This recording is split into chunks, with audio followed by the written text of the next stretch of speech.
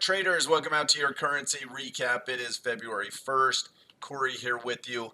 Let's jump in.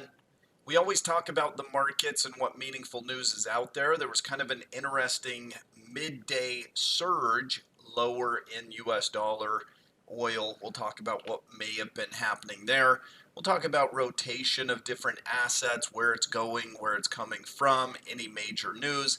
And then as always, we're going to highlight our very best currency and crypto ideas and things to focus on for the next few sessions. Disclaimer. This video was created for professional Forex and crypto traders. Maverick Currencies is a proprietary trading firm that employs professional traders around the world. Our traders trade firm capital and keep 70 to 80% of profits they generate. All trades and analysis in this video are for professional traders only. If you are interested in becoming a professional Forex and currency trader for Maverick, click the apply button in the video description. Let's break down what happened today.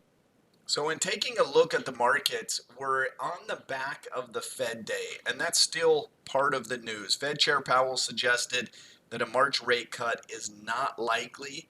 This is also the highest level of job losses we've seen reported in January since 2023. So in early 2023. So in the past year, this is the biggest monthly drop in jobs. And that's, a little bit of why people think that the economy might be slowing, that the Fed's going to move sooner rather than later. But Fed Chair Powell basically took March off the table. That means we're at least into the middle portion of the year before they're going to cut rates. It's also worth noting that regional banks are really getting hammered the last couple of days. NYCB is the symbol for New York Community Bank. That stock is down sharply.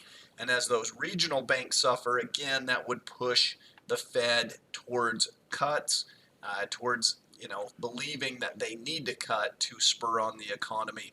As we look at the price action, the US dollar performing poorly, but it all happened in one shot. It was like there was this big reversal midday, and the US dollar and oil at the same time both sold off as equities and some other things rallied. And it looks sort of like a buy-sell program. Sometimes there are programs out there where if one market is moving sharply, then the others react to that because people are hedging their bets. They may have a long short book.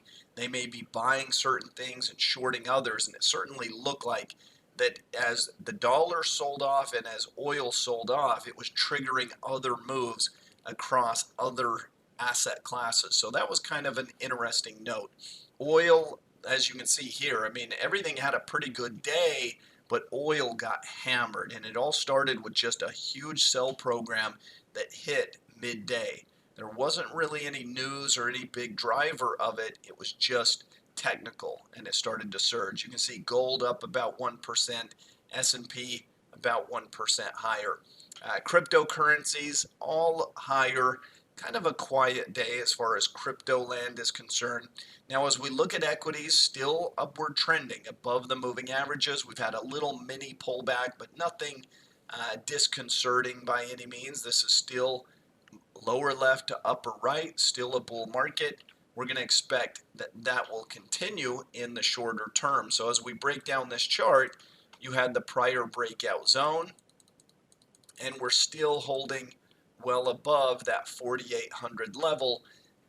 Usually these finish in kind of aggressive fashion. So when you've been going up and it's been an unloved upward move, usually there's a big exclamation point, and that means that there's probably a surge, some sort of spike before this rally ends. So watch for kind of a carried away move, what we call an exhaustion move, where everybody that's willing to buy kind of piles in, the short covering fuels that upside move, and it just reaches a capitulation point.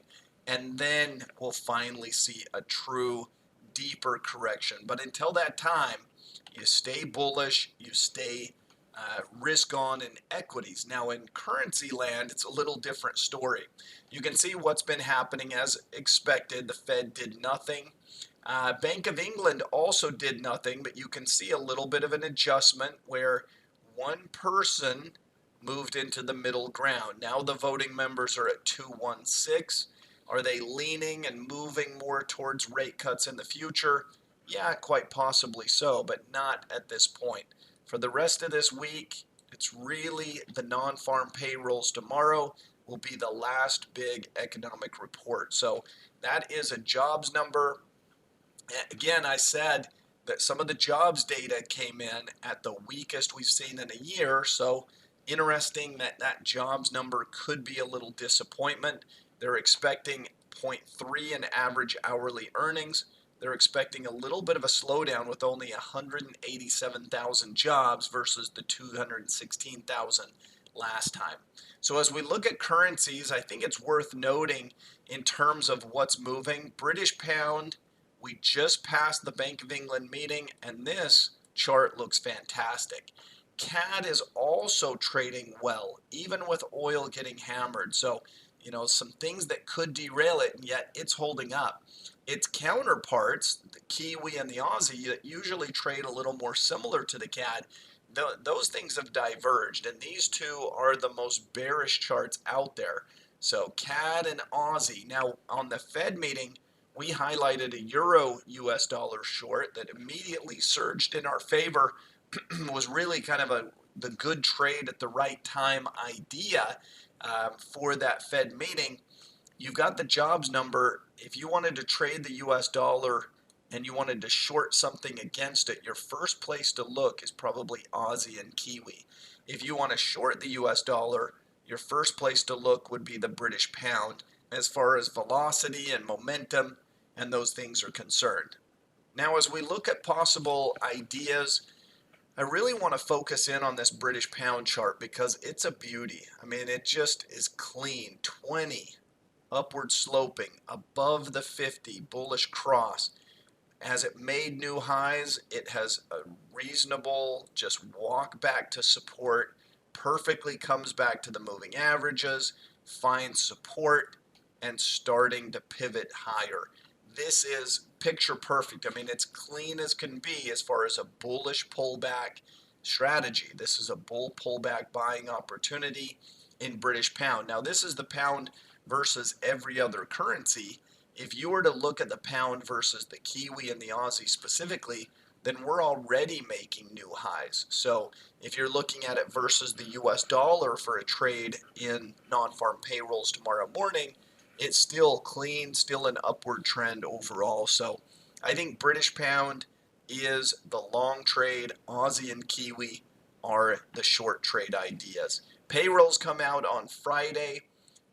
We're going to trade that live just as we did the Fed meeting. So join us tomorrow morning, bright and early. Hope you enjoyed this currency recap. Have a great weekend ahead, and we'll have more videos and updates accordingly. Thanks, everyone. We'll see you next time.